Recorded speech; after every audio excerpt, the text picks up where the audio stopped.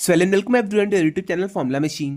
तो आज की वीडियो हमारी बहुत ही छोटी सी वीडियो होने वाली है, क्योंकि आप लोग की बहुत ज्यादा क्वेरीज आ रही थी कि भैया इंप्रूवमेंट एग्जाम क्या है, भैया कोर्स रिपीटिशन क्या है, और इंप्रूवमेंट एग्जाम की जो नई पॉलिसी आई है वो क्या है। तो मैंने सोचा इसके ऊपर एक छोटी सी वीडियो बना के मैं आपको सारी चीजें एक्सप्लेन कर देता हूँ। तो आज की वीडियो में हम देखेंगे कि रेपिटिशन ऑफ कोर्स क्या होता है, इंप्रूवमेंट एग्जाम कैसे उससे डिफर करता है, ओके, इंप्रूवमेंट एग्जाम आपका क्या होता है, और जो मेन थिंग आता है आपका, तो थर्ड डाउट था कि भैया इंप्रूवमेंट एग्जाम की जो अपडेटेड रूल्स आए वो क्या है। ओके, तो चलिए इस वीडियो को हम जल्दी से स्टार्ट करते हैं। तो सबसे पहले मैं आपको बता दूं रिपीटिंग अ कोर्स ये क्या होता है। ओके, तो अगर आप एग्जाम में एब्सेंट हो गए तब आप कोर्स रिपीट कर सकते हैं। अगर आप एग्जाम में फेल हो गए, आपका यू ग्रेड आया है, तब आप कोर्स को रिपीट कर सकते हैं। और अगर आपके आई ग्रेड आए हुए हैं, डब्ल्यू ए हो गया, डब्ल्यू क्यू हो गया, यू हो गया, या फिर अगर आपके आई ग्रेड आए हुए हैं, तब आप एग्जाम को रिपीट कर सकते हैं।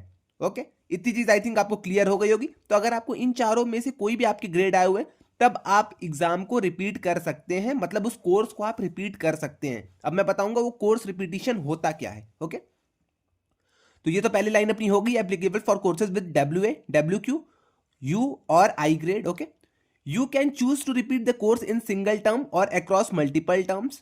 You can also register for new courses in the term. The total of the courses must be within CCC limit. अब यहाँ पे क्या चीज लिखी गई है मैं आपको एक्सप्लेन करता हूँ। तो फॉर एग्जाम्पल आप फाउंडेशन लेवल के ही कोर्सेज उठा लीजिए। आपने मैथ्स 1 लिया था पहले टर्म में, बट आप मैथ्स 1 में फेल हो गए। अब सेकेंड टर्म में आप मैथ्स 1, मतलब जैसे कि फिर से हम एग्जाम्पल लेते हैं, आपने पहले टर्म में 4 कोर्सेज लिए थे। ओके, इंग्लिश 1 आपने ले लिया, मैथ्स ले लिया, सीटी ले लिया, स्टैट्स ले लिया, आपने 3 सब्जेक्ट्स पास कर लिए, बट आप मैथ्स 1 में फेल हो गए। अब नेक्स्ट टर्म में जब आपका आएगा कोर्स रजिस्ट्रेशन, तब आप वहां पे रिपीटिशन कर सकते हैं। आप वहां पे मैथ्स 1 ले सकते हैं, साथ में सीटी की जगह आप पाइथन ले सकते हैं, इंग्लिश 2 ले सकते हैं और स्टैट्स 2 ले सकते हैं। ओके, तो इतनी चीज आई थिंक आपको क्लियर हो गई होगी। आपका यहाँ पे जो सीसीसी लिमिट रहेगा उसके अकॉर्डिंग आप वहां पे कोर्सेज ले सकते हैं। ओके, तो इतनी चीज आई थिंक आपको क्लियर हो गई है।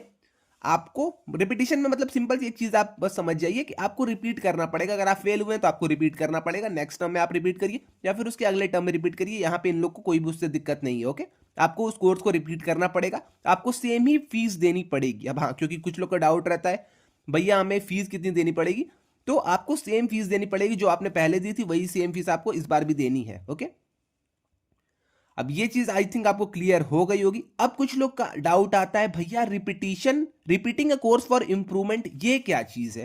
तो आइए मैं इसकी भी आपको डाउट को एकदम क्लियर कर देता हूं। अब ये देखिए, इंप्रूवमेंट एग्जाम आई थिंक आपको नाम से ही समझ में आ रहा होगा, ये इंप्रूवमेंट एग्जाम है आपका। तो अगर आपके ए बी सी डी या फिर ई ग्रेड आए हुए हैं तब आप इंप्रूवमेंट एग्जाम दे सकते हैं।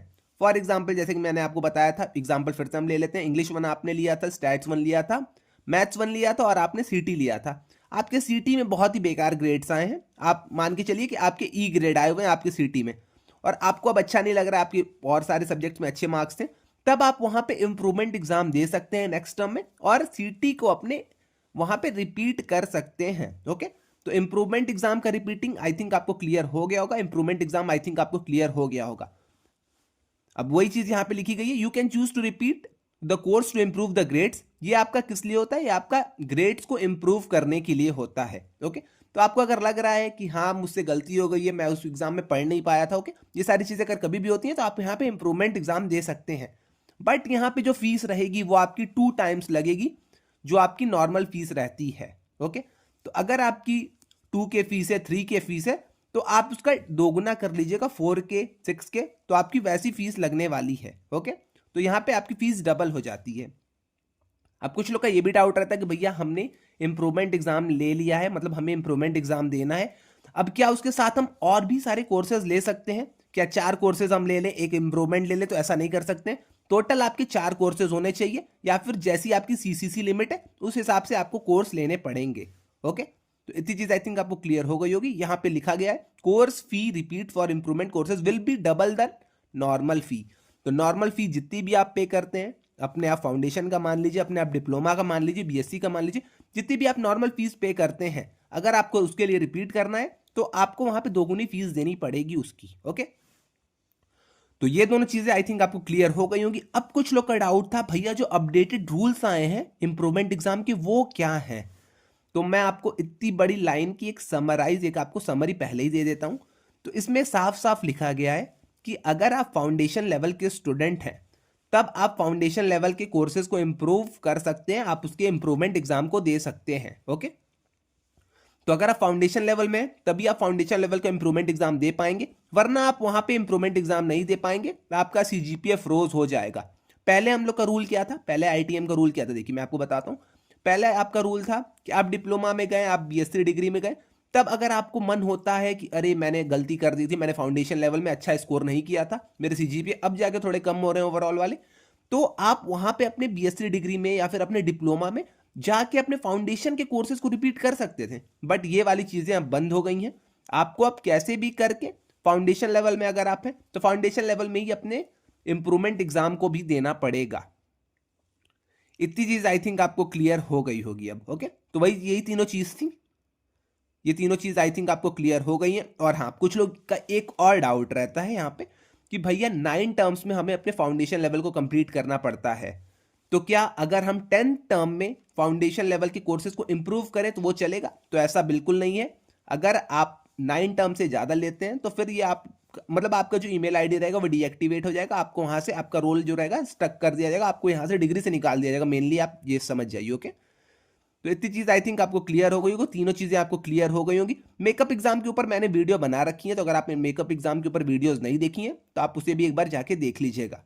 ओके, तो दोनों तीनों चीज आई थिंक आपको क्लियर हो गई होंगी। इसके अलावा अगर आपको कोई भी डाउट आता है कोर्स रजिस्ट्रेशन से रिलेटेड, या फिर कोई भी IITM BS degree, IIT Patna की बीएस डिग्री, आईआईटी जोधपुर की डिग्री से रिलेटेड अगर आपको कोई भी डाउट आता है तो आप आके कमेंट सेक्शन में मुझसे पूछ सकते हैं, या फिर आप मुझे बता दीजिएगा टॉपिक किस वीडियो मतलब कौन से टॉपिक पे आपको नेक्स्ट वीडियो चाहिए, तो मैं वो सारी चीजें आपके लिए करके नेक्स्ट वीडियो आपकी ला दूंगा। ओके, तो आज के लिए बस इतना ही, मिलते हैं नेक्स्ट वीडियो में।